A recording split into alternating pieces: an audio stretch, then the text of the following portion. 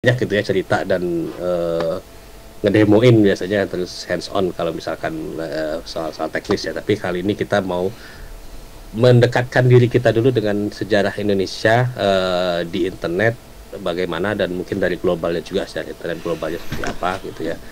Dan semoga hari ini dan nanti ada setelah ini Pak Budi Raharjo jam 10 ke IT-nya gitu, dan Mbak Sita Laksmi soal multi stakeholderism di siang gitu ya. Mudah-mudahan teman di bulan puasa hari pertama ini bagi yang puasa mudah-mudahan nggak kerasa ya, biasanya nggak kerasa gitu kalau hari pertama sampai seminggu. Oke, itu ya, langsung saya serahkan dulu ke Kang Ono, nanti setelah selesai atau apa butuh bantuan untuk tanya jawab, apa nyatet pertanyaan teman-teman atau mau diskusi dan ngecek waktu, itu ke saya. Mungkin itu, silakan Kang Ono. Teman-teman sudah pada masuk. Siap. Sepertinya ada 20-an orang. Oke. Terima kasih, selamat pagi. Terima kasih Mas Unggul dan semuanya. Selamat pagi, assalamualaikum warahmatullahi wabarakatuh. Mohon maaf lahir batin dulu nih, hari pertama puasa. Ini saran ininya lah, prosedurnya. Kalau mau nanya langsung nanya di chat biar gampang. Jadi nggak usah raise hand apa segala macam, nanya di chat aja biar gampang. Saya topiknya tentang sejarah internet Indonesia. Cuma nih ngomong dulu terus terang, yang saya akan coba bukan hanya sejarah sih. Saya akan coba bahas kenapa jalannya seperti itu.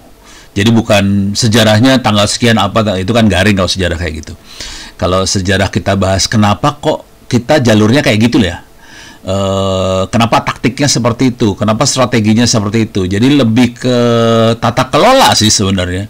Tapi dari sisi sejarah, mudah-mudahan nanti teman-teman jadi bisa membayangkan suasana nuansanya kenapa sampai seperti itu. Oke. Jujur terus terang dulu, saya harus kasih gambaran dulu. Saya bukanlah orang yang disukai di Komdigi, di Kominfo. Bagian dari sejarah sebetulnya.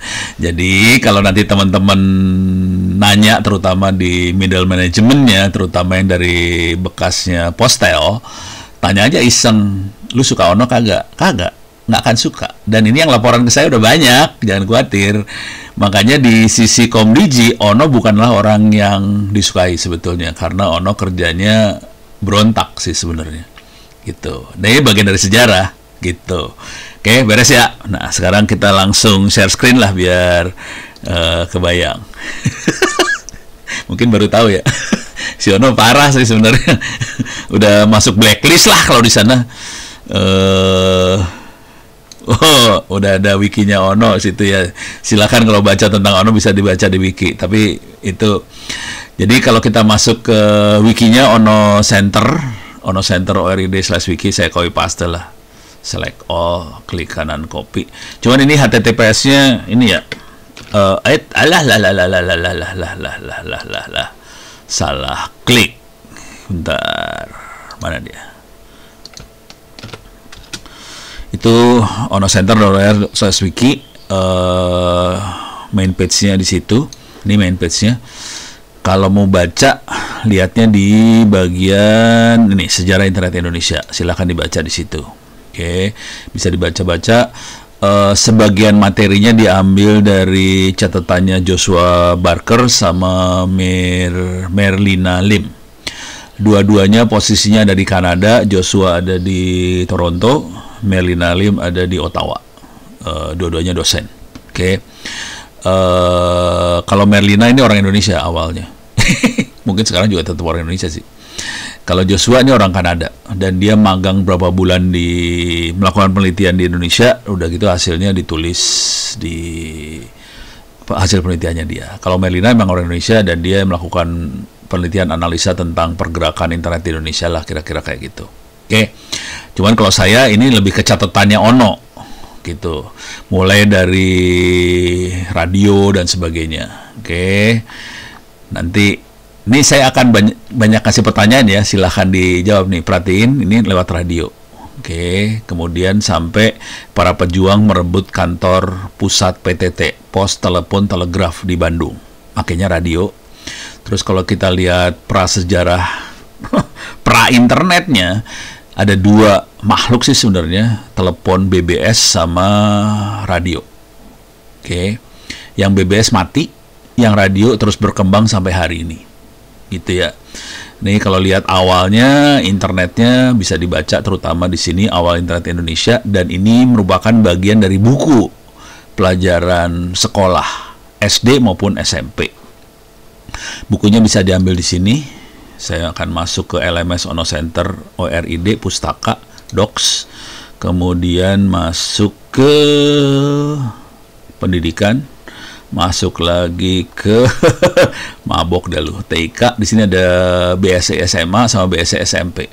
BSC adalah buku sekolah elektronik SMA sama SMP. Saya ambil ininya aja, URL-nya saya paste di sini. Oke. Nah, ini adalah bukunya.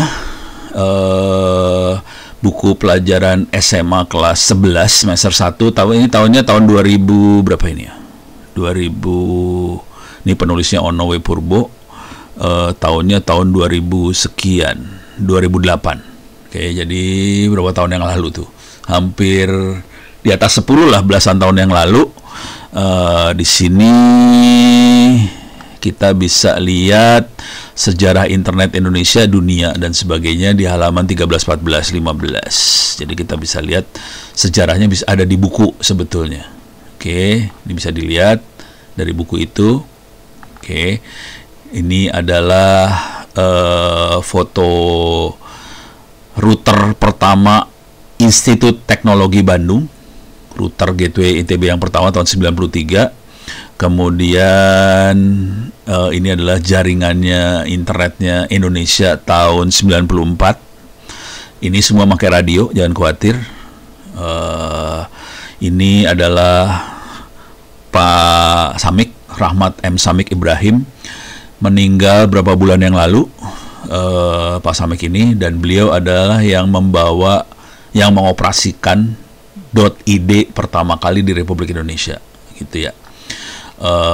Kalau udah ngobrol sama dia seru juga sih urusannya. Itu di buku SMA, buku kelas 11. Ini buku SMP kelas berapa ini?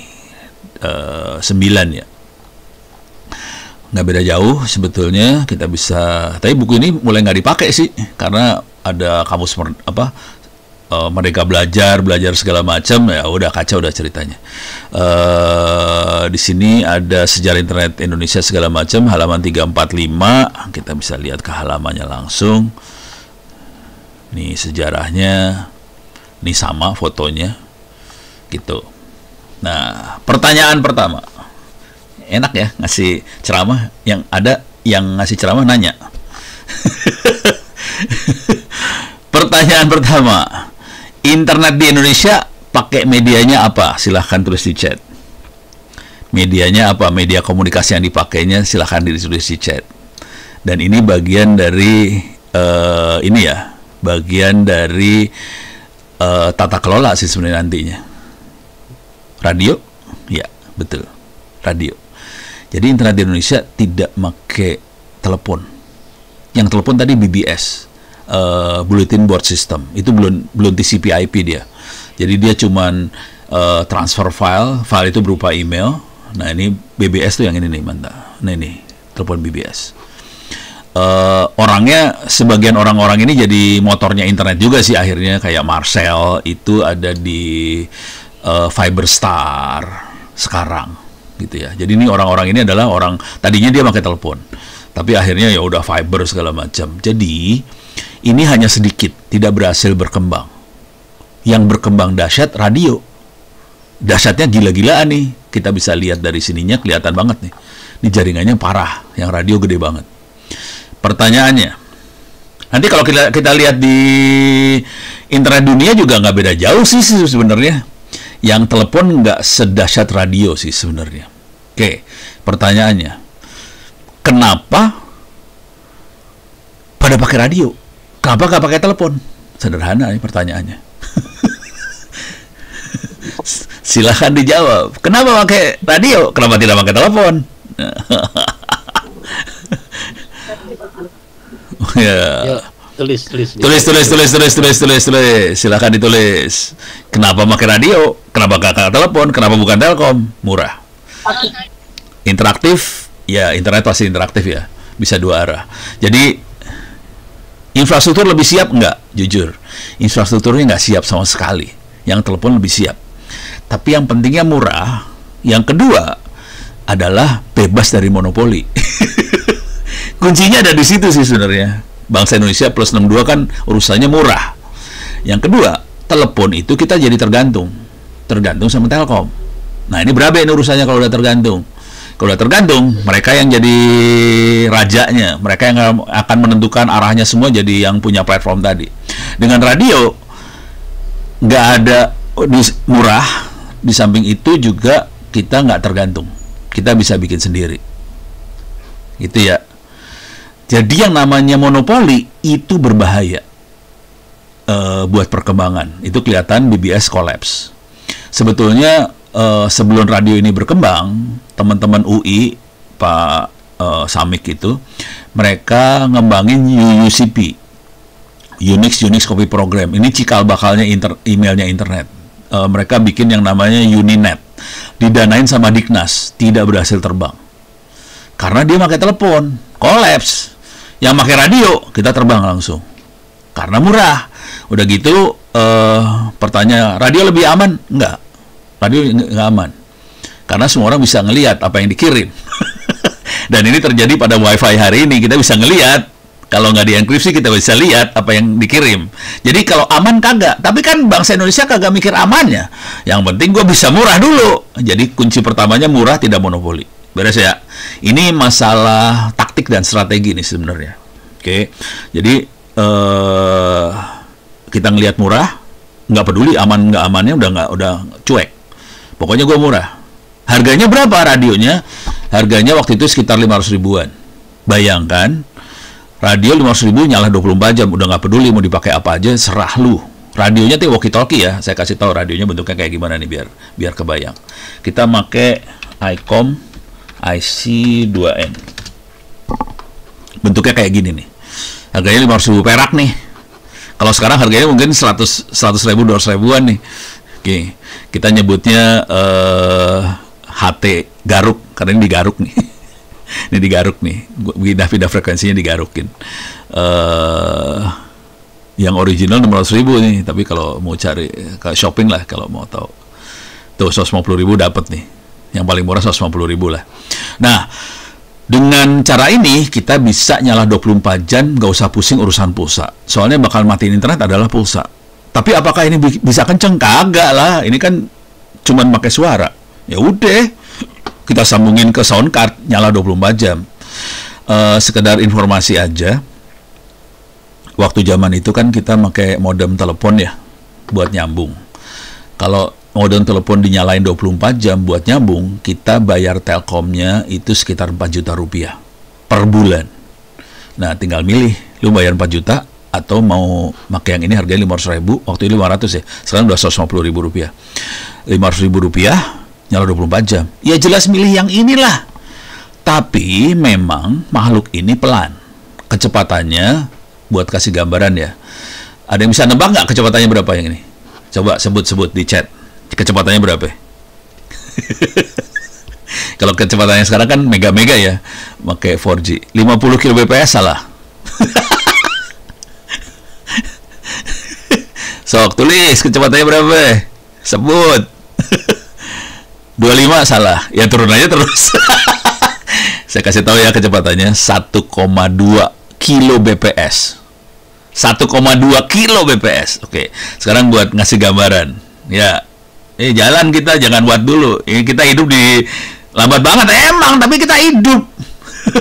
Yang penting kan bukan masalah lambatnya. Yang penting adalah kita bisa berkomunikasi, nggak usah pakai duit. Nah, sekarang pertanyaannya buat ngasih gambaran betapa dahsyatnya perjuangan teman-teman waktu itu. Oke, kecepatan 1,2 kbps. Sekarang semua tahu lagu dong, MP3 ya. 4 mega lah MP3. Sekarang nggak usah 4 mega. Buat ngirim 1 megabyte data 1 megabyte dengan kecepatan 1,5 kbps. Data pakai protokol internet ya, pakai TCP/IP, kita jalankan di atas radio ini. Coba sebut berapa lama waktu yang dibutuhkan untuk transfer 1 megabyte data. Tulis berapa lama. Generasi sabar. 1 jam salah. 30 menit salah. Lu parah semua lu. 1 bulan, keterlaluan 1 bulan bajigur lu. 10 jam. Yang bener 12 jam buat transfer 1 megabyte data. Kalau sekarang kita transfer lagu 4 mega kan detik ya. Download lagu 4 mega MP3 ya, detik. Paling 3 detik, 4 detik udah dapat tuh lagu. Waktu zaman dulu 12 jam. Sampean pada waktu itu, jadi kalau kita lihat kondisi jaringannya, bentar, mana? Nih. Ini kan ITB ya. ITB, ini ada satelit sih, ada satelit Vitasat ITS 5. Ini 3 satelit nih. Tapi satelitnya gaya satelitnya kayak gaya Starlink. Jadi nggak ada di atas kita terus-terusan. Ini susah, mengandalkan satelit ini susah. Dan ini yang Vitasat tuh yang punya ground stationnya Pak Iskandar Ali Syabana. ETS 5 ada di Lab Radar di ITB. Jadi susah sih sebenarnya kita ngadalin itu buat internetnya. Akibatnya sambungan kita utamanya yang ini dari ITB masuk ke Lapan, Ranca Bungur, terus masuk ke jaringan paket radio di Jakarta, masuk ke IPTECnet. IPTECnet adanya di BPPT. BPPT dari sini masuk ke Aachen. Aachen itu kenapa sama Aachen? Aachen itu Jerman. Karena Lapan itu punya kerjasama sama Jerman buat bikin satelit. Contoh satelitnya adalah di sini nih. Saya kasih lihat deh. Hasilnya adalah yang ini, 8A2. Ini dia makhluknya, atau bisa lihat di Wikipedia, tapi gambarnya kira-kira kayak gini lah. Ini satelit ini masih terbang sampai hari ini. Yang bikin namanya Muhammad Ihsan. Muhammad Ihsan, almarhum. Meninggalnya tahun lalu kalau nggak salah. Salah, Ihsan lagi. Ihsan. 8. Oke. Ini dia orangnya. Ini waktu 1 bulan sebelum beliau meninggal. Jadi kisahnya adalah dia yang bikin satelit nih waktu surat berduka citanya. Jadi kejadiannya adalah teman-teman yang mainan satelit itu bilang ke saya, Pak Ono, Pak Ihsan sakit. Langsung saya kontak. Saya tanyain, rumah Pak Ihsan sekarang di mana? Di Bogor, ini. Besoknya saya langsung datang ke Pak Ihsan, langsung dia curcol. Pak Ihsan ini curcol. Ceritain semuanya dalam waktu 2 jam ke saya. Kebetulan ini istri saya lagi ngerekam nih. Istri saya ngerekamin apa yang diceritain sama Pak Ihsan ini. Perjuangan mereka, bikin satelit segala macam. Dan kalau boleh jujur terus terang, ini mereka ini seperti diabaikan sama Republik Indonesia sebetulnya. Dan Ihsan ini bikin 3 satelit loh, hati-hati. Diabaikan sama Republik Indonesia, nggak terlalu diwaroh lah dalam bahasa Sundana mah gitunya. Padahal ini luar biasa banget, dan hari ini Lapan juga praktis tinggal 1 atau 2 kantor lah, Lapan sama BRIN dikecilin banget. Padahal dia tadinya banyak. 8 banyak, dikecilin tinggal 2 kantor, sisanya ditutup kantor-kantornya. Padahal ini dahsyat banget. Oke. Nah, dia 2 jam ngobrol, terus istrinya bilang habis itu, biasanya Ihsan cuma 15 menit nemuin orang. Udah gitu dia capek, tidur. Waktu saya datang dia 2 jam tahan, dia mau curcol semuanya. Dari situ catatan saya bikin semuanya, akhirnya kita bikin buku. Bukunya saya upload di chat aja ya, biar kebayang. Saya download mikrosatelit. Oh, salah. Mana, bentar. Ini dia. Ini bukunya, saya kirim. Ini bukunya. Tapi intinya kalau lihat cerita dari bukunya bisa dibaca sih sebenarnya. Cerita bukunya adalah Ihsan cerita bahwa kenapa sampai dia nulis bikin satelit itu karena saya pernah nulis di Kompas tentang bikin satelit sendiri untuk paket radio. Akibatnya dia bikin satelit. Dia ceritain, saya baru tahu setelah dia sakit. Jadi udah puluhan tahun kemudian saya baru tahu cerita itu gitu dari orangnya langsung. Jadi ini bukunya bisa dipesan dari Pustaka Aksara di Surabaya. Lumayan mahal, harganya sekitar 60.000, tapi kita lagi bikin soft copy-nya dari akan kita lepas free juga gitu ya. Nah, jadi kuncinya lagi di situ adalah kita bikin sendiri. Kita pakai satelit, bikin sendiri, dan pakai radio semua. Kalau mau ngelihat bagaimana bangsa Indonesia hari ini pakai 8A2 Jota misalnya, paling gampang mah Jota kelihatan. Jota adalah Jambore on the Air ya, punyanya Pramuka. Ini kelihatan pramuka lagi pada ini pramuka, ini kelihatan ada antena. Ini arahnya ke satelit 8A2 yang lagi terbang, dan ini ada bunda pramukanya yang pakai radio, kita pakai satelit ini. Ini anak-anak dilatih semua sampai hari ini sedang berjalan. Dan yang gilanya teman-teman udah gila juga sih pakai teknologi ini buat APRS. Ini data. Ini tapi nggak gitu kelihatan nih. Screenshotnya ini nih sebenarnya screenshotnya. Dia pakai APRS buat komunikasi lewat satelit ini. Ini komunikasi data. Ini teknologi yang dipakai persis sama dengan teknologi yang kita pakai waktu awal internet di Indonesia. Cuman dipakainya lewat satelit. Sekarang. Gitu. Ini lagi beroperasi, jangan khawatir. Ini masih terbang di atas ya satelitnya, jangan khawatir. Gila loh ini, dan mereka teman-teman lagi bikin 5 satelit akan diterbangkan kayak gini. Dan ini kalau udah sampai teknologi yang lebih bagusnya, kira-kira tidak akan beda jauh sama Starlink gitu. Jadi sedahsyat itu sih sebenarnya bangsa ini, cuman ya gitu deh, pemerintahnya nggak sadar bahwa punya bangsa yang dahsyat banget. Mereka cuma sadarnya bahwa bisa dioplos tuh Pertamax itu aja. Oke, ini si satelitnya. Oke, jadi sambungannya si Aachen ini dipakai karena si 8 memang sedang bikin jaringan, bekerja sama-sama NASA-nya Jerman. Mereka lagi inisiasi buat bikin jaringan internet di Indonesia pakai radio. Jadi ini 8 sih sebenarnya pakai radionya. Cuman Ono tidak dapat dana dari 8, tidak ini Ono yang lebih ke komunitas buat minterin orang-orang. Dah kebayang ya, nih urusan sampai tahun 2000 kurang lah kira-kira gitu. Cuman kan kecepatan 1,2 kbps, pelan banget. Akhirnya kita mulai bikin, bentar, saya coba cari fotonya, susah nyarinya sih yang ini. Ini ping pertama di Indonesia tahun 94, 94 Indonesia. ITB nyambung ke internet 24 jam. Nah ini internet ITB nyambung ke internet 24 jam. Ceritanya adalah gini nih. Nah ini Telkom ngamuk juga nih. Kita parah banget sih. Jadi HI3 ground station. Makhluknya masih ada di ITB nih, hari ini masih ada nih. Sorry, ITB tambahin. ITV lagi, ITB. Oke. Gedung PAU ada nggak ya? Ini di sini nih sebenarnya.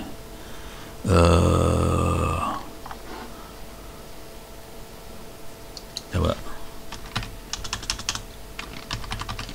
foto, nggak ada, susah dapatnya ya. Nggak ada.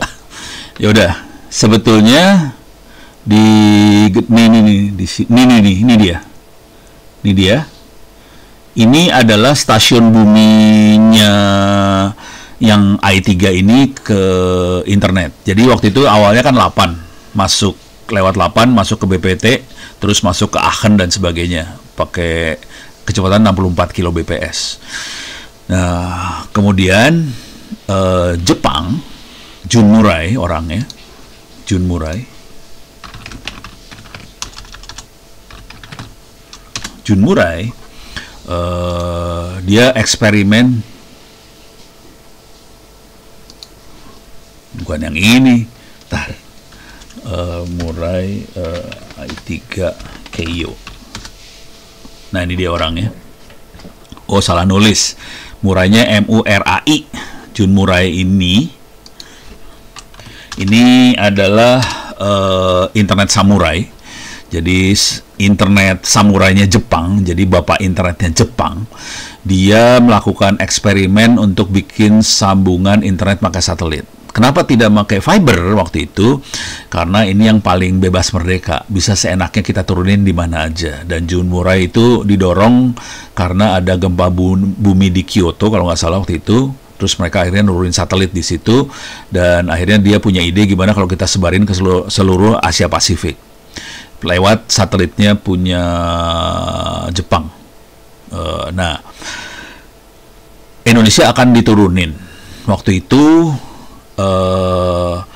Pertandingannya antara BPPT, lawannya ITB adalah BPPT. BPPT itu di bawahnya Menristek, Pak siapa?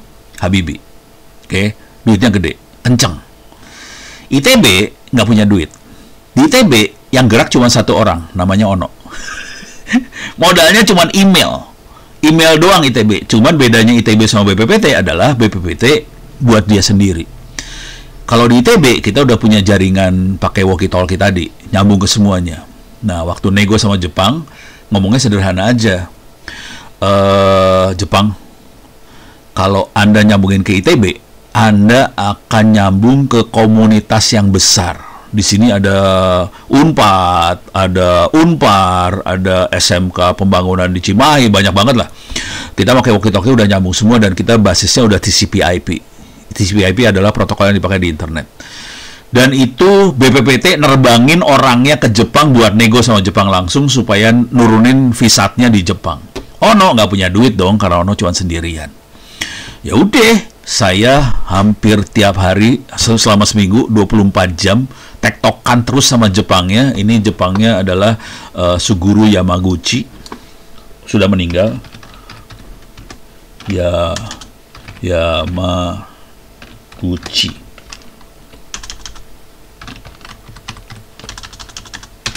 Oke, ini dia orangnya. Tapi udah meninggal. Dia adalah terakhir kayak staf ahli menteri untuk pertahanan apa kayak gitulah, gitu ya, Suguru tuh. Orangnya yang gelo juga sih. Yang lebih gila sih Jun Murai. Nah, saya nego semingguan sama dia, tiap hari tektokan. Dia minta data apa, saya kasih. Dia minta data apa, saya kasih. Akhirnya Jepang percayanya sama Ono daripada menterinya. Turunin satelitnya di ITB. Dan kita kerja keras supaya kita membangun. Kita kerja keras supaya membangun komunitas internetnya tumbuh besar dari situ. Salah satu tumbuh besarnya adalah kita nyambungin ke Malang. UMM Malang ya. UMM Malang dari pakai list line, ini bayar ke Telkom. List line-nya dari Malang ke ITB dibayar list line-nya. Udah gitu anak-anak itu yang nyambungin pakai walkie-talkie dari UMM Malang ke rumah-rumahnya mereka di sekitar kampus. Disitulah muncul istilah RT RW Net. Jadi RT RW Net yang bikin bukan Ono. Pertama kali bikin adalah mahasiswa di Malang ini, gitu. Bisa dilihat di sejarahnya. Ini dia RT RW Net. Oke. RT RW Net pertama kali digunakan tahun 96 oleh mahasiswa Muhammadiyah Malang. Ada Nasar, Muji dan sebagainya. Mereka nyambungin ke kos-kosan ke kampus UMM yang tersambung ke jaringan I3 melalui GlobalNet Malang dengan gateway internet di ITB, gitu ya. Pakai walkie-talkie kecepatan 1,2 kbps. Hal itu disampaikan oleh Bino. Bino sekarang lokasinya ada di Jogja. Waktu itu masih bekerja di GlobalNet di Malang. Dan ini kita kayak gini sambil bercanda-bercanda ya. Jadi intinya sederhana banget sih sebenarnya. Supaya murah, internetnya di-sharing. Kalau hari ini namanya tethering. Hari ini namanya tethering. Waktu itu ya kita sharing pakai radio, pakai walkie-talkie ke rumah-rumah. Nah, yang seru dari cerita ini adalah, coba saya pengen tahu, pertanyaan sederhana aja ya. Ya, direkam boleh banget. Pertanyaan sederhana, RT RW net legal atau ilegal? Silahkan ditulis di chat. RT RW net itu legal apa ilegal? Ada yang nanya gitu. Yo, tulis ilegal ya. Tahu semua tuh. Yang legal salah ya. RT RW net adalah kegiatan ilegal. Dan itu tidak diridhoi sama Kominfo. Tidak diridhoi Telkom dan Kominfo. Tapi di negara ini ilegal. Di negara lain juga ada yang ilegal, ada yang legal lah. Oke. Jadi waktu itu saya ngelihat ini supaya bisa kenceng. Ini kan kita pakai walkie-talkie. Supaya kita bisa kenceng. Ya, sekarang sudah mulai dibikin boleh jadi reseller ISP. Jadi syaratnya harus jadi reseller ISP. Kira-kira gitu. Walaupun udah gitu ISP-nya pada ngamuk-ngamuk semua. Soalnya satu RT RW net biasanya nyambung ke 2-3 ISP. Jadi ISP-nya ngamuk. Yarin lah. Itu cerita lain lah. Oke, sekarang kisahnya kira-kira gini. Jadi tahun 96 nih ya kira-kira kejadiannya. Dan kita punya masalah kalau pakai walkie-talkie pelan. Akhirnya mulai mengembangkan radio yang kecepatan tinggi. Mana dia? Ini VoIP mulai ditangkap segala macam. Nggak ada nih. Tapi kira-kira kita pakai awal. Jadi bukan WiFi itu. Itu apa ya? Radio generasinya radio kira loop Yagi 900 MHz. Coba. Ini antenanya kira-kira kayak gini sih. Coba. Antena yang dipakainya, atau saya kasih tambahan ya, ITB. Ya, ITB-nya nggak ngefek. Jadi antenanya bukan, ini kan Yagi nggak pakai. Jadi bentuknya lingkaran gini, itu kita pakainya di 900 MHz. Radionya dari Amerika. Jadi ceritanya, oke, gue nanya dulu deh. 900 MHz frekuensinya apa? Coba tulis di chat. 900 MHz frekuensinya apa? Ada yang tahu nggak? 900 MHz frekuensi apa? Nggak ada yang tahu. 900 MHz frekuensi apa? Nggak ada yang tahu? Oke. 900 MHz adalah frekuensinya seluler. 2G, GSM, itu 900 MHz. Nah, orang Amerika, 900 MHz bukan frekuensi GSM di Amerika. 900 MHz adalah frekuensi buat peralatan yang gratisan, free. Jadi karena alatnya banyak di Amerika, teman-teman Indonesia yang ada di Amerika ngirim berapa alat ini ke Indonesia. Kita pasang lah di ITB, sambungin peralatan ini ke Unpar, segala macam. Oke. Nah, ini kecepatannya 2 Mbps waktu itu. Dan itu adalah jaringan yang paling cepat. Telkom kalah. Pakai itu kalah Telkom. Telkom ceritanya cuma 64 kbps, soalnya dia pakai kabel. Kita udah 2 Mbps. Satelitnya 2 mega lagi. Tadi satelit ke Jepangnya 2 mega juga. Nah, dengan seperti itu, kita jaringannya kenceng banget. Di Indonesia, Bandung yang paling parah. Jaringannya kenceng banget. Jangan khawatir, kita melanggar hukum karena kita nyolong frekuensi pakai 900 MHz tanpa izin. Kenapa kita nyolong frekuensi? Karena kita nggak ada pilihan sih. Telkom nggak bisa ngasih jaringan kecepatan 2 mega, nggak bisa di Telkom. Teknologinya nggak nyampe situ. Kita udah nyampe situ, kita gelar sendiri tanpa izin frekuensi. Akibatnya apa yang terjadi? Kolonel dari pasukan cadangan itu apa sih? Kostrad. Dari Kostrad. Pasukan cadangannya Kostrad sampai datang kolonel nih ke kampus nyariin Ono. Jadi Ono urusannya penjara nih urusannya. Karena udah parah banget. Udah gitu saya dipanggil sama Dirjen Postel. Dipanggil. Pertanyaan sederhana aja. Lu tahu dosa lu apa? Tahu. Ini Dirjen Postel orang UI, Universitas Indonesia. Lawan orang ITB yang penjahat. Frekuensi milik publik, kagak. Frekuensi milik Komdiji, lu enak aja. Diatur sama mereka semua. Cuman ini kan penjahat nih. Tanya, tahu dosa lu apa? Tahu. Apa? Pakai frekuensi tanpa izin. Oke. Di frekuensi berapa? 900. Oke. Solusinya apa? Ya saya pindahin frekuensi aja. Ngomong enteng aja, pindahin frekuensi. Padahal seluruh frekuensi di Republik Indonesia harus pakai izin. Lu mau pindah kemana juga pakai izin, gitu kan? Parah nih kondisinya. Ya udah, yang saya lakukan sederhana aja sih. Kita nggak bisa lagi pakai cara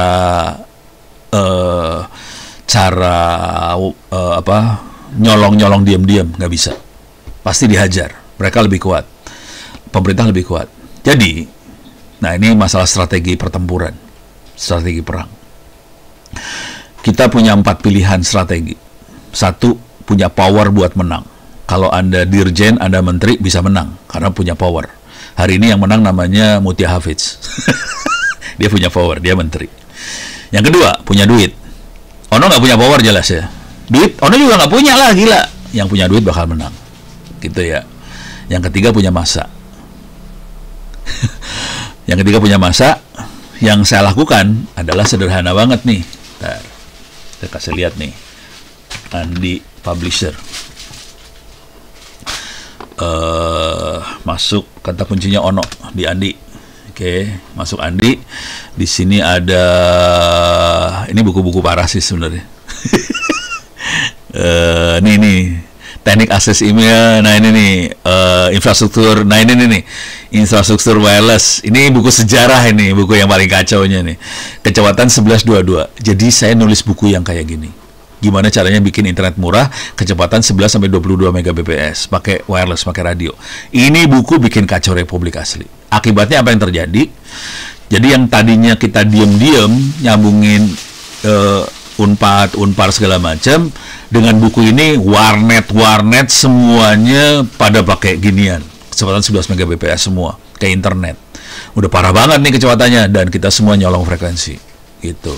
Jadi yang tadinya nyolongnya 1 orang 2 orang, kita nyolongnya berjamaah, men. Keren banget nih. Gara-gara buku ini sih, udah gitu kita juga coba perhatiin kalau kita ini ya, kalau kita pikir baik-baik. Yang untung siapa? Kalau sampai ada banyak warnet nyolong frekuensi, yang untung siapa? Coba sebut di chat. Yang untung siapa? Publik, ya. Yang untung secara finansial ya. Secara duit, siapa yang untung? Yang punya warnet, provider, untung ya. Yang paling untung adalah yang dagang barangnya. Karena barangnya laku keras. Gitu. Jadi ini taktik-taktik seperti ini Anda perlu belajar kalau pengen belajar yang namanya ini ya, tata kelola. Harus ngerti. Yang untung siapa? Kebijakan apa yang harus kita ambil supaya ada yang untung bisa tetap untung, tapi yang rugi sedikit, gitu. Jadi harus mikir kayak gitu. Si Ono tahu yang untung bakalan yang dagang barang-barang ini. Ya udah, dirangkul lah yang para pedagang-pedagang itu kan. Lu sponsorin gua dong buat minterin bangsa Indonesia. Mereka ikhlas nyeponsorin semua langsung duit bercucuran tuh buat roadshow, buat workshop segala macam, buat minterin orang. Ya soalnya dia kan butuh ya, kan pedagang ya. Dia mau lah, waktu udah gitu mereka gelo juga kan, barang-barang dikasih, nih barang sampel dari gua, nih barang sampel dari gua, barang sampel tuh bejibun-jibrut dah. Ya udah, tapi kan tujuannya buat minterin orang dulu, supaya, jadi intinya gini, ini kalau bahasa orang ekonomi ya, kalau di dunia, di pasar tuh ada supply, ada demand. Nah, mereka ada supplier. Nah, mereka butuh demand kan, supaya ada kebutuhan.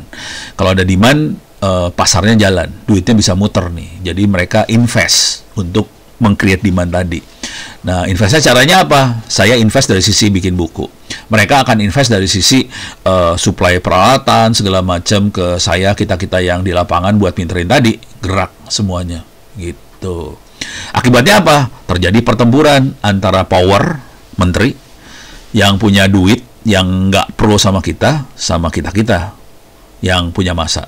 Pertanyaannya, power, money, sama masa. Yang menang kira-kira siapa? Tulis di chat.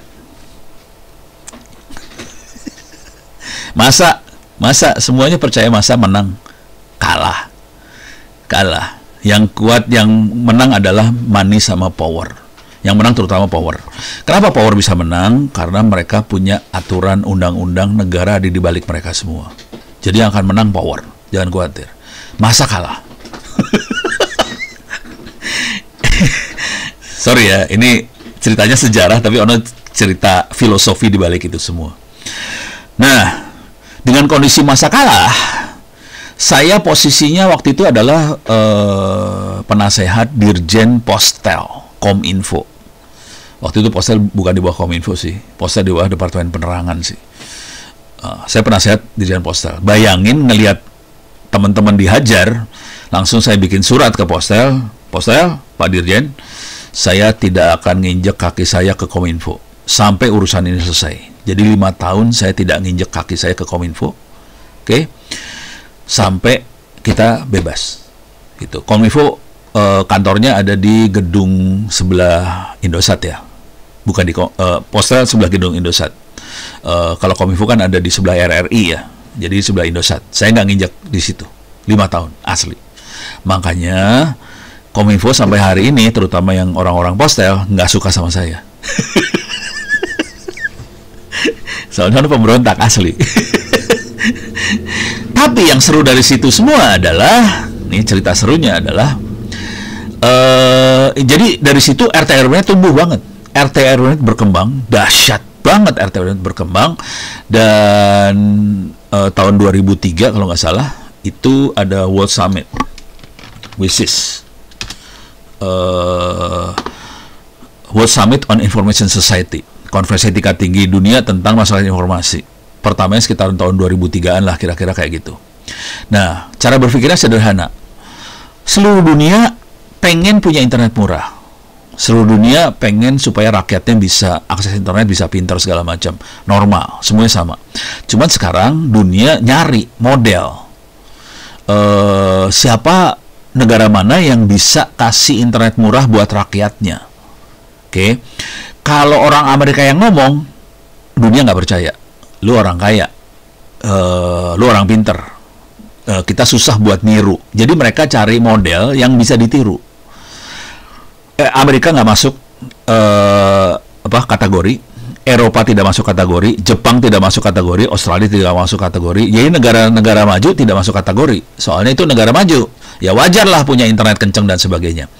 Yang masuk tinggal Indonesia doang. Asli, cuman Indonesia doang yang masuk kategori itu. Oke, akhirnya saya di World Summit yang first, ini tahun 2003 bener kan, di Jenewa 2003. Ini saya dapat undangan dari 2 negara langsung. Satu dari Jenewa, dari Swiss, satu lagi dari Kanada. Kalimatnya sederhana aja. No, ini tiket ke World Summit. Tolong sharing pengalaman kamu di Indonesia, bagaimana cara bikin internet murah. Karena apa yang kita kerjain, dunia tahu sih sebenarnya. Bahwa kita brengsek, melanggar hukum, segala macam, pakai penggorengan lah, apalah, pada tahu sih dunia. Dan ini kalau mau ngelihat gini nih, kalau mau ngelihat betapa dahsyatnya teknologi Indonesia, tulis aja inilah, wajan bolik lah, wajan bolik. Ini kan parabola sama wajan dijadi satu, jadi wajan bolik. Enter. Lihat gambar lah. Coba. Ini kan Indonesia nih ya. Ini Indonesia nih. Ini antena wajan bolik Indonesia. Cara membuat Indonesia. Terus ke bawah, liatin semuanya. Stikom PGRI Banyuwangi bahas. Ini cara membuat. Ini Indonesia semua loh. Jangan khawatir. Berhalaman-halaman di Google semuanya bahasa Indonesia. Duh, lihat nih sini. Ini betapa dahsyatnya sebuah teknologi ciptaan sebuah negara bisa menguasai Google. Ini Indonesia ke bawah, Indonesia semua. Belum nanti RT RW net. Lu cari RT RW net sini ya. RT RW net. Ini Indonesia semua loh. Ini pemerintah nggak sadar. Ini pemerintah nggak sadar bahwa Indonesia sedahsyat ini gitu loh. Ini di Google tuh dikuasain sama Indonesia udah. Kalau udah teknologi yang merakyat ini, Indonesia dahsyat banget gitu. Makanya waktu Desember 10-12 tahun 2003 ini, saya ngomong di mana? Di Jenewa. Itu dirubung. Ini bayangin, ini kan World Summit, KTT, konferensi tingkat tinggi, yang datang menteri sama presiden. Selesai ngomong, itu langsung mereka ngerubung. No, bisa nggak datang ke negara saya? Ajarin rakyat saya. Gitu. Sampai yang kedua, fase kedua di Tunisia. Oke, November 2005. Oke, sama kejadiannya. Nah, cuman di November 2005 ini Kominfo-nya waktu itu Pak Samsul Muarif mulai berusaha ngerangkul saya. No, mau nggak jadi timnya Indonesia? Oke. Cuman saya nggak nginjek kaki ke Postel ya. Ke Kominfo saya masih bisa. Terus jadi tim Indonesia nih ceritanya. Terus saya negonya sederhana aja. Soal tiket, soal hotel saya dibayarin sama internasional. Saya negonya gini aja. Bisa nggak saya dibayarin bayar fiskal? Waktu itu semua orang yang pergi ke luar negeri harus bayar pajak fiskal. Oke. Boleh nggak saya bebas fiskal? Nggak dapat surat tuh.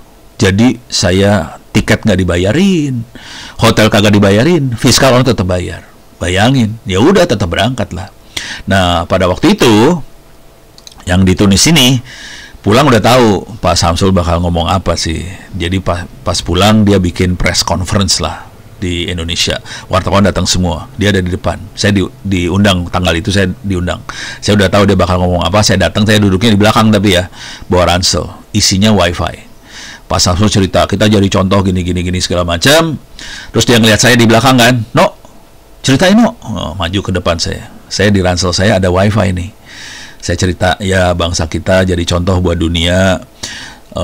Saya keluarin alatnya dari ransel saya. Ini alatnya namanya WiFi, dan ini kecepatannya 10 sampai 12 sampai 22 Mbps, dan ini ilegal. Kita ngomong gitu loh di depan, parah banget. Ini ilegal, tidak diizinkan sama Kominfo, dan teman-teman kita pada pakai ini semua, dan ini sebagian dari kita ditangkap, alatnya diambilin segala macam, dan kita harus bayar 22 juta rupiah per WiFi per access point per tahun. Ngomong di depan kayak gitu kan, duduk nih, turun, dah. Orang-orang Kominfo yang ada di sebelah saya pada Noelnya ngomongnya kayak gini, no, alatnya kayak gitu ya. Dia ilaha illallah. Rupanya ini masalah tata kelola ya. Rupanya pemerintah itu bikin aturan tanpa tahu alatnya seperti apa. Keren, Bo. Dia kagak tahu nih alatnya murah banget. Bayangin, lu harus bayar 22 juta rupiah per tahun per WiFi, per access point. Harga access point waktu itu 1,5 juta. Pertanyaannya, ini pertanyaan silakan tulis di chat. Mendingan bayar 22 juta per tahun atau mendingan nyolong? Tulis di chat, mendingan mana?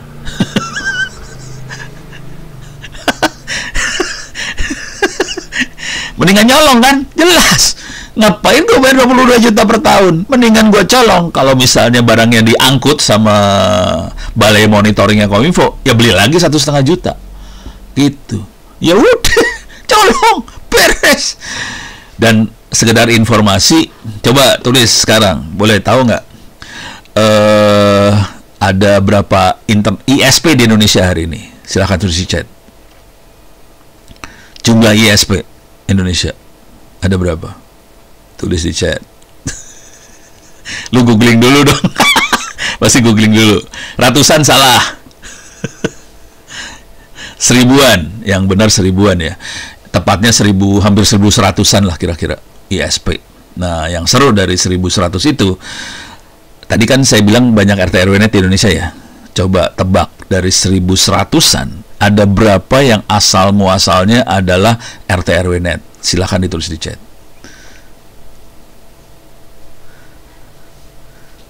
Bisa nebak nggak dari 1100 berapa yang RT RW net asalnya? 1000-an salah, ratusan salah ya. Nggak ada yang tahu, nggak tahu. Jadi kalau ngelihat sejarah harus main angka sih sebenarnya, biar kelihatan dari fakta itu kita bisa lihat seru nih. Sorry sebelum saya jawab yang 600 itu, jadi kisahnya setelah saya omongin kayak gitu di acara press conference itu, udah gitu teman-teman mulai ngomporin saya, no, lu harus bikin argumentasi ke menteri supaya frekuensi wifi dibebasin. Jadi waktu itu saya bikin file Excel, hitungannya sederhana sih. Kalau Anda frekuensi harus bayar, jumlah ISP, jumlah penggunanya kira-kira segini. Kita bisa estimasi lah kayak gituan. Terus kalau dibebasin, itu jadi bablas, penggunanya akan banyak, pemerintah akan dapat duit dari pajak yang beda. Bukan pajak pembelian barang, tapi pajak karena penggunaan internet. Dan duitnya lebih banyak, karena user orangnya lebih banyak yang make. Dari situ, tanggal 5 Januari 2005, Hatta Rajasa bikin keputusan menteri Wi-Fi bebas. Jadi Wi-Fi bebas tanggal 5 Januari 2005, yang tanda tangan Pak Hatta Rajasa. Kenapa? Karena waktu itu saya bikin perhitungan yang seperti itu. Ya udah, bebas. Nah, sejak bebas itu RT/RW tumbuh banget. Tapi tetap ilegal karena yang boleh gelar infrastruktur hanya operator. Nah, ini masih perjuangan nih sebenarnya hari ini. Nah, sekarang balik lagi ke urusan ISP. ISP ada sekitar 1.100-an, yang RT/RW net asalnya adalah 600. Jadi setengah lebih dari ISP-nya Indonesia sebetulnya RT/RW net asal muasalnya. Dan itu hanya ujung dari iceberg. Bahasa Indonesianya apa ya? Gunung es. Jadi itu hanya ujungnya gunung es. Sebetulnya jumlah RT/RW net kita lebih besar dari itu. Sudah tahu jumlahnya berapa? Silahkan tulis di chat. Jumlah RT/RW net ada berapa ya? Tulis di chat. Pada nggak tahu. Jadi kalau mau tahu jumlah RT/RW net, caranya gampang.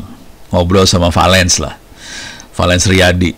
Dia itu distributornya Mikrotik dan dulu seringkali bikin acara Mikrotik User Group, MUM, Mikrotik User Group. Dan itu komunitasnya gede banget, totalnya puluhan ribu. Kalau Valens bilang ke saya, totalnya sekitar 60 ribuan RT/RW net di Indonesia. Jadi RT/RW net di Indonesia ada 60 ribuan gitu. Yang jadi ISP hanya 600. Tapi dibalik itu ada puluhan ribu sebetulnya bangsa itu yang bikin RT/RW net. Dan sekedar catatan, kalau di dunia kita nyebutnya bukan RT/RW net karena RT/RW net hanya Indonesia aja ya. Kalau di dunia kita nyebutnya community network gitu. Yang seru adalah dari sini adalah coba sebut negara mana di dunia yang community networknya paling besar. Silakan tulis di chat. Negara mana di dunia yang punya community network paling besar di dunia? Ini gue nyambung apa kagak sih? Chatnya nggak ada yang jalan. Prancis salah. Sok terus. Cina salah. US salah, India salah. Lu salah semua ya. Yang paling besar itu Indonesia.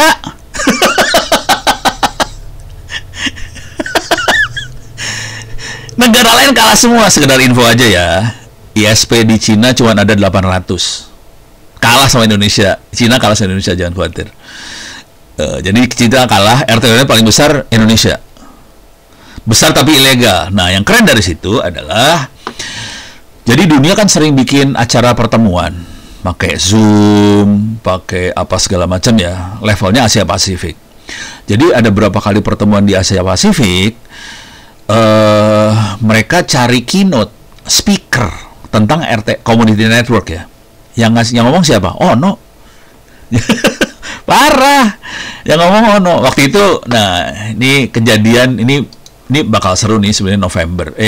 Maret besok Maret ini bulan ini 2 minggu lagi. IETF Gaya. Oke. Atau IETF meeting Bangkok. Bentar lagi. Ini tanggal 15 sampai 21 Maret 2025 akan ada pertemuan IETF meeting di Bangkok. IETF adalah Internet Engineering Task Force, adalah Satgas Perencana Internet Dunia, akan meeting di Bangkok tanggal 15 sampai 21. Salah satu dari Satgas di bawah IETF adalah Gaya. Ini Global Access Internet for All. Salah satunya adalah Community Network tadi, RT/RW net. Nah, ini pimpinannya adalah coba Coba, sorry. Pimpinannya adalah Jane Coffin sama Curtis Hamler.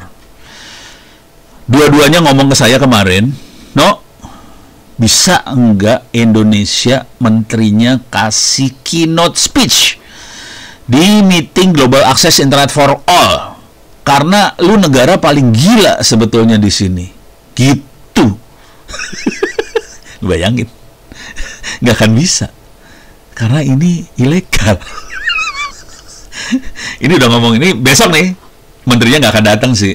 Tapi mereka udah minta, no, bisa. Jadi sebelumnya saya udah partisipasi sih sama mereka. Ini teman dekat saya sih, Curtis. Udah teman lama nih, kalau mau tahu nih orangnya. Apa yang dikerjakan dahsyat juga. Ini waktunya sempit sih sebenarnya. Jadi saya cuman ini aja. Open BTS. Ini Curtis, ini dia orangnya. Ini kelihatan ada Ono, ini ada Curtisnya. Jadi saya kenal dekat sama Curtis dan dia bikin Open BTS Papua.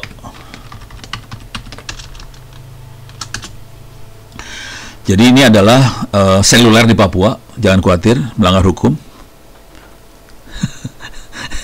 Jadi ini Open BTS Papua ini melanggar hukum dan ini udah jalan selama berapa tahun ya? 9 tahun apa 10 tahun lah gitu yang bikin si Curtis dan teman-teman. Saya juga terlibat dari sisi teknologinya. Nih waktu Ono ngajar Open BTS ini iseng aja deh, iseng. Ini dahsyat nih Open BTS-nya nih. Nih saya ngajar Open BTS. Oke, coba bisa nebak nggak? Ini Ono kan? Bisa nebak nih, ini orang mana yang pakai baju biru? Pakai baju biru orang mana? Sebut. Jepang salah. Bukan Jepang, salah. Saya kasih tahu aja ya. Indonesia salah, Cina salah semua. Dah. Ini lokasinya di mana? Sebut. Lokasinya di mana nih? Lokasi foto ini di mana? Bisa nebak kagak? Pusing lo. Nggak bisa nebak ya? Foto Jepang salah. Indonesia salah. Salah semua. Jadi orang ini yang baju biru salah, lokasinya salah. Saya kasih tahu aja. Ini Ono ngajarin, ini orang Butan. Lokasinya di Thailand. Jadi jangan khawatir, ilmu yang kita punya sebetulnya dibutuhin sama regional. Dan akhirnya mereka ngundang Ono buat ngasih workshop. Ini bikin BTS seluler, ini BTS-nya nih. Kita bikin sendiri, kita ngajarin bikin BTS seluler. Dan yang diajar ya Asia Pasifik sih. Makanya saya sering diminta jadi keynote speech di Asia Pasifik soal kayak ginian. Oke. Nah, balik lagi ke sini. Oke. Meeting yang sebelumnya, lupa tahun 2003 atau 2004, lupa. Pokoknya meeting IETF yang sebelumnya, yang Gaia, kita diundang juga untuk sharing. Yang seru dari sharing tadi sederhana banget sih. Bedanya Indonesia sama negara lain sederhana, kelihatan banget sih sebenarnya. Jadi waktu itu ada orang Nepal, ada orang Filipina, ada Spanyol.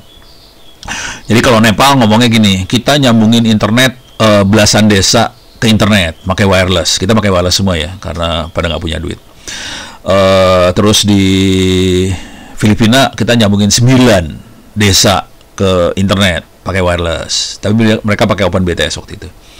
Nah, udah gitu di Spanyol kita nyambungin 1 desa pakai fiber optik. Ya, oke lah, keren. Nah, Indonesia ya kita nggak punya duit. Kita harus minterin orang-orang. Dikasih lihat foto-foto waktu teman-teman minterin orang segala macam. Kita nyambungin 219 desa di daerah Pemalang ke internet. Udah gitu, sebelahnya Kabupaten Brebes panas. 200 desa disambungin. Udah gitu gubernurnya panas, Pak Ganjar panas. Dia punya cita-cita 1 provinsi harus nyambung ke internet desanya pakai wireless kayak gitu, RT RW net gitu. Makanya jangan kaget waktu kemarin Pilpres, Pak Ganjar punya set box segala macam. Nah, itu cikal bakalnya dari sini sih sebenarnya. Tapi saya nggak tahu isinya apa sih. Soalnya nggak pernah ngomong ke saya set box isinya apa, nggak tahu gue. Yang saya kerjain beda soalnya. Kalau saya bikin hard disk, isinya perusahaan digital dikasihin ke sekolah-sekolah gratis. Hari ini sedang berjalan, gitu ya. Jadi bentuknya kayak gini. Gitu. Nah, yang seru dari situ semua, pada saat kita ngomong bahwa kita nyambungin 200 desa segala macam, satu ruangan diem langsung. Jadi di meeting itu satu ruangan langsung nggak berkutik, diem, dan ya nggak bisa, kalah sama Indonesia langsung semua. Jadi kita emang leader banget di urusan internet yang merakyat seperti itu, leader, tapi gayanya ya itu tadi, rakyat. Pemerintahnya nggak bisa berkutik, diem, nggak bisa ngomong, karena kita parah banget gitu. Ini adalah foto yang waktu saya ngasih workshop pertama kali tentang OpenBTS di Aceh kalau nggak salah. Oke. Ini OpenBTS udah, RT udah mulai kebayang. Ini waktu itu foto yang 2 tahun ya. Ini waktu saya ngasih workshop buat teman-teman. Ini yang ngedanain yang dari Wikipedia sih. Wikipedia dapat dari apa ya? Dari si Heidi tuh apa, lupa gue. Pokoknya duitnya dari sana lah. Ya udah, saya mah minterin orang aja, santai, nggak ada beban. Gitu. Oke, udah kebayang ya bentuk-bentuk kayak gini. Sekarang saya kasih gambaran aja perkembangan dari OpenBTS-nya sendiri. Ini masih perjuangan sih sebenarnya, buat ngasih info aja. Ini tadi waktu WiFi. Ini yang OpenBTS yang sekarang adalah seperti ini. Ini kita bikin 5G sendiri sekarang. Udah operasional, jalan tanpa izin, melanggar hukum, dan bukunya dilepas, sengaja dilepas supaya kita semua bisa bikin 5G sendiri. Harganya Rp80.000 kalau lagi sale. Ini anaknya Fatah Fali. Saya gedein, mudah-mudahan kebaca. Jadi kecil.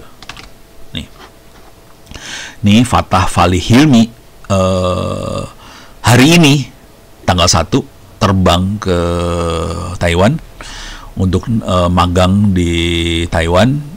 Sebetulnya Taiwan nawarin dia buat S2 langsung. Kita lagi berusaha di sini supaya dia posisi semester 7 soalnya. Jadi Taiwan maunya S2 kalau udah selesai S1. Jadi saya lagi manuver supaya si Fatah bisa dapetin ijazah duluan. Biar dia S2 aja di sana. Dia kemarin nego, "Pak, ini habis magang saya pulang dulu ya." "Kagak, lu di sana aja, lu terusin S2 sana."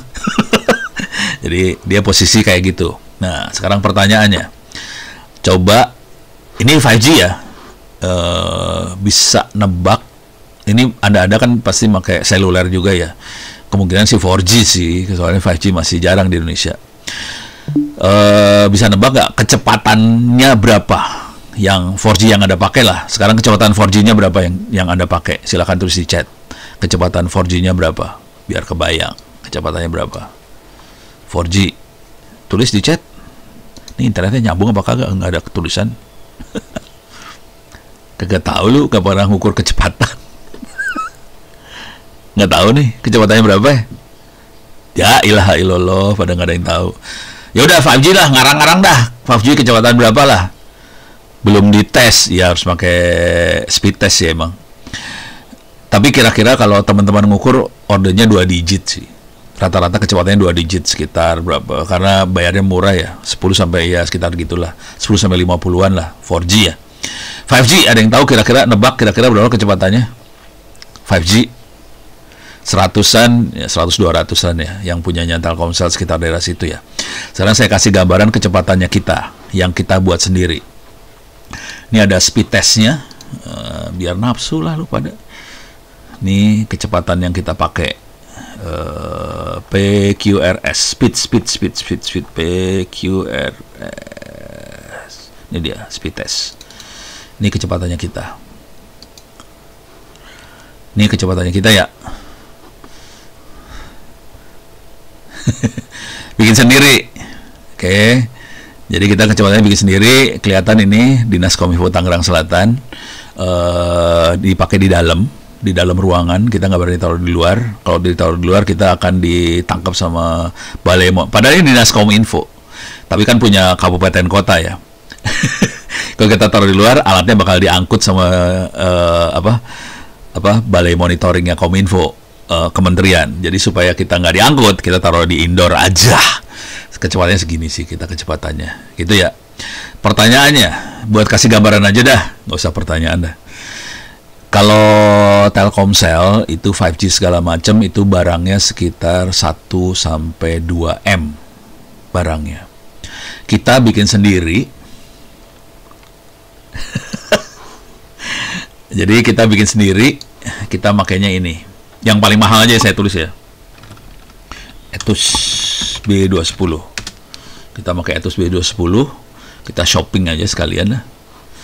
Ini harganya sekitar 21 juta, 24 juta, 17 juta, 10 juta, sekitar daerah situ ya.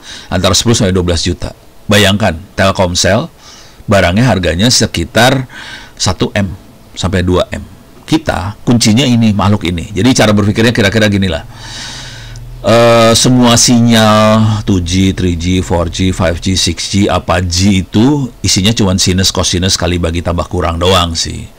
Dan sinus cosinus kali bagi tambah kurang itu bisa kita Bisa kita coding. Bisa kita bikin dalam bentuk program. Tapi kalau kita program bentuknya 1010 di komputer. Supaya 1010 jadi sinyal pakai alat seperti ini. Kalau suara kita pakai sound card bentuknya ya. Harganya cuma berapa? 15.000, 20.000 udah dapat sekarang sound card. Dulu mahal. Nah, ini juga sama. Ini fungsinya buat ngerubah 1010 jadi sinyal sinus beneran. Tapi frekuensinya frekuensi radio. Kalau kita pasangin antena di sini, ya udah dia terbang jadi radio. Konsekuensinya buat bikin BTS 5G itu sebetulnya harganya sekitar daerah-daerahnya sekitar 30-an juta, 30-40 jutaan perak. Kalau beli kayak Telkomsel dan teman-temannya 1M, 500 juta lah paling murahnya sekitar 500-an. Kalau kita bikin ya 40-an sih. Gitu. Nah, sekarang buat kasih gambaran aja ya. Anggaplah biar gampang hitungnya ya. Bayangkan, gue pengen tahu, coba tulis di chat. Sekarang tiap bulan bayar pulsa berapa? Sebut, tulis di chat. Sebulan bayar pulsanya berapa? Tulis di chat. 150. Oke, 200 aja ya, anggap 200.000 lah ya. Anggap 200.000 biar gampang hitung, ini urusan gampang hitung doang sih. Kita bulutin 200.000. Bayangkan, kita bayar pulsa 200.000. Kenapa kita bayar pulsanya 200? Karena harga BTS-nya Telkomsel satunya 1M. Kalau kita bisa bikin sendiri dengan harga 100 juta, kan 1/10 kan? Sebetulnya Anda bayar pulsanya 20.000 perak gitu. Jadi selama ini lu kena PHP kayak Pertamax sama lah, nggak beda jauh lah. Kira-kira kayak gitu sebetulnya. Nah, ini perjuangan yang sedang kita lakukan sih sebenarnya. Itu ya. Jangan khawatir, perjuangannya banyak banget. Ini salah satu perjuangan yang kita lakukan. Perjuangan yang lain contohnya inilah. Semua tahu ChatGPT lah. ChatGPT. Oke, kita lagi berjuang supaya teman-teman pada tahu cara bikin sendiri ChatGPT gitu. Dan nggak susah sih, asli. Butuh waktu sekitar 15-20 menit jadi satu ChatGPT. Beres ya, ini ChatGPT. Terus supaya Anda semua happy, ini bukunya gua lepasin, buku AI. Ini sekarang perjuangan yang dahsyatnya di AI sih. Karena AI itu menentukan Indonesia gelap gulita. Yang enggak lah, yang gelap kan yang di atas doang. Kita di bawah terang benerang kali. Yang di atas kan gelap dan ahli neraka. Nih saya bagiin ini ya, link ini buat foldernya. Kok jadi Curtis Hamler? Salah. Saya link. Oke, bagikan, salin link. Oke, saya paste di sini. Oke, saya akan buka foldernya. Nih. Itu foldernya isinya buku-buku saya yang di-share segala macam. Ini ada buku tentang, ini udah nggak ke arah jaringan lagi, biasa lagi. Ini udah lebih ke arahnya AI sama cyber security. Jadi kalau jaringan udah dianggap pada udah ngerti. Ini yang ke arah AI-nya. Salah klik. Mana dia? Ini nih AI. Buku pegangan implementasi AI, machine learning, big data untuk operasi UMKM. Ini memang, ini kalau dibaca di kata pengantarnya lah biar kebayang. Ini buku ini biasanya saya kasih workshop buat BPKP, BPK, Dirjen Anggaran, Dirjen Perimbangan Keuangan, kantor staf Wapres, Mabes, dan sebagainya. Setelah ngasih workshop-workshop ini, saya bukakan dalam bentuk buku dan dilepasin free. Jadi Anda silakan download. Ini perjuangan satu lagi supaya kita bisa berdaulat di dunia AI lah, kira-kira gitu. Oke. Perjuangan yang lain yang lagi dikerjain. Jadi jangan khawatir, ini sejarah dan perjuangan ke depan ya. Kemarin kan mintanya sejarahnya doang. Gua kasih ini perjuangan ke depannya juga dahsyat-dahsyat, kacau nih. Perjuangannya dahsyat banget. Ini kalau cerita sederhananya gini, kita bisa dilibas, bisa dijajah sama produk-produk AI. Kalau kita nggak siap orang-orangnya. Dan mereka ini BPK, BPKP, semuanya ini diiming-imingin sama aplikasi AI sih sebenarnya. Harganya ya belasan sih, miliar gitu ya. Dan saya lihat sendiri, sakit hati sih sebenarnya ngelihatnya, nanti mau diapain gitu ya. Kasihan, susah. Ini AI. Satu lagi yang lagi saya kerjain gini, ini masuk ke Ono Center. Kata kuncinya adalah internet offline. Oke, ini internet offline. Sederhananya nih, ini orek-orekan awal pertama kalinya saya ngorek-ngorek, ini udah lama sih sebenarnya. Jadi semua informasi di internet saya kumpulin, masukin ke SD card. SD card-nya masukin ke Raspberry Pi, Raspberry Pi-nya disambungin ke Wi-Fi, udah gitu laptop dan handphone dan sebagainya bisa akses lewat Wi-Fi, masuk ke Raspberry Pi. Cuman sekarang udah saya rubah semuanya, tidak lagi pakai Raspberry Pi, soalnya Raspberry Pi harganya juga 1 juta, komputer bekas harganya 1 juta. Ya udah, mendingan komputer daripada Raspberry Pi. SD card saya ganti sama hard disk sekarang. Oke, jadi akibatnya masuk ke sini. Ini hard disk siap pakai. 500 giga bisa di copy. Harddisk coba gue pengen tanya, pada tahu nggak ya? Coba harga harddisk, tahu nggak semua? Harga harddisk 500 giga bekas berapa? Sebut harga harddisk berapa? Harddisk 500 giga second bekas 200-an salah, 250 salah. Lu pada nggak nyangka semua ya? Masuk ke Topet lah, Tokopedia. Jadi ini filosofinya sederhana semua ya. Maka yang murah 50 nggak gitu bagus yang 50.000 sih. Jadi 500 GB bekas. Oke, bentar.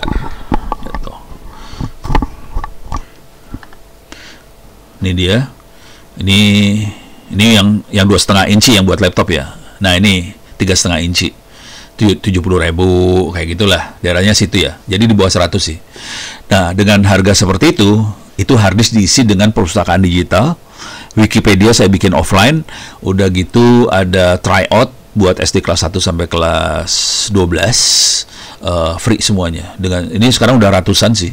Jadi sekolah-sekolah ngirim harddisk, saya isiin buku-buku segala macam, disambungin ke wifi lokal, dan itu sekolah bisa akses semua ilmunya free, gratis gitu.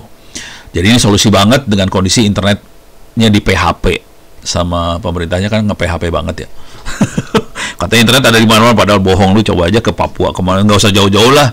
Kadang-kadang ke Serang Selatan, ke daerah selatan situ kan nggak ada sinyal. Nah udah kepaksa kita harus cari solusi-solusi yang seperti ini gitu ya. Nah ini cerita jujurnya. Jadi saya udah lama ngasih tahu. Jadi waktu itu saya diundang sama Lemhanas. Mereka lagi pengen ngomongin pendidikan di daerah 3T. Lemhanas nih ngomong pendidikan daerah 3T. Udah gitu yang datang dirjen-dirjen, ada dirjen dari Kominfo, ada Kemendesa, ada ISDM, ada Diknas, ada Ono dan sebagainya. Kominfo solusinya apa? Kita beli satelit 12 triliun kata Kominfo. Terus Kemendesa, kita punya ratusan miliar dana desa, kita bisa pakai buat sekolah-sekolah kayak gitu di desa. SDM, kita punya ratusan miliar buat energi alternatif. Padahal mereka kan sekarang punya berapa ya? Hampir 200 triliun per tahun kan dari Pertamax. Terus udah gitu ada Diknas, mereka belajar segala macam. Terus punya apa? Saya bawa mini PC. Jadi ini 500 GB saya taruh di mini PC. Ini mini PC saya jalanin di atas meja. Jadi mini PC-nya sekitar harga kayak ginian lah. Mini PC yang kayak yang ini yang kayak ginian ya. Enggak 13 juta sih, 4 jutaan. Yang ini kayak gini lah. Yang mini PC kayak gini saya sambungin ke WiFi, taruh di atas meja, jalanin. Nih udah jalan di atas meja, saya bilang gitu aja. Udah gitu silakan akses ke WiFi ini, masuk pada ke WiFi-nya, silakan ketik HTTP 192.168 berapa, silakan di-download buku-bukunya. Pada kaget dong, buset, udah jalan di atas meja. Udah gitu pertanyaan yang seru dari Lemhanas kira-kira gini pertanyaannya. Ini tadi pakai kuota apa ya? Dia pikir pakai operator, ya kagak dah, orang gratis pakai wifi lokal gitu. Nggak kebayang bahwa ini kita bisa bikin free gratis. Dan jujur saya dimarahin di Lemhanas. Pertanyaannya gini aja, no, punya perusahaan kagak? Kagak. Terus ini gimana? Saya kasih gratis buat Republik Indonesia. Udah dimarahin habis gitu. Republik lu kan modelnya gitu. Beres ya? Jadi kira-kira kayak gitu. Saya punya waktu sekitar 10 menit lagi. Ini kalau ngomong terus berabe, saya buka tanya jawab dulu dah. Silakan kalau ada pertanyaan. Ini saya nggak bisa ini nih. Bentar. Saya nggak bisa apa? Saya nggak bisa ngelepas sharing saya nih. Mudah-mudahan bisa jalan. Nih chatnya juga nggak jalan ini. Waduh, ngamuk. Bentar. Wah, nggak jalan ini. Saya parah nih.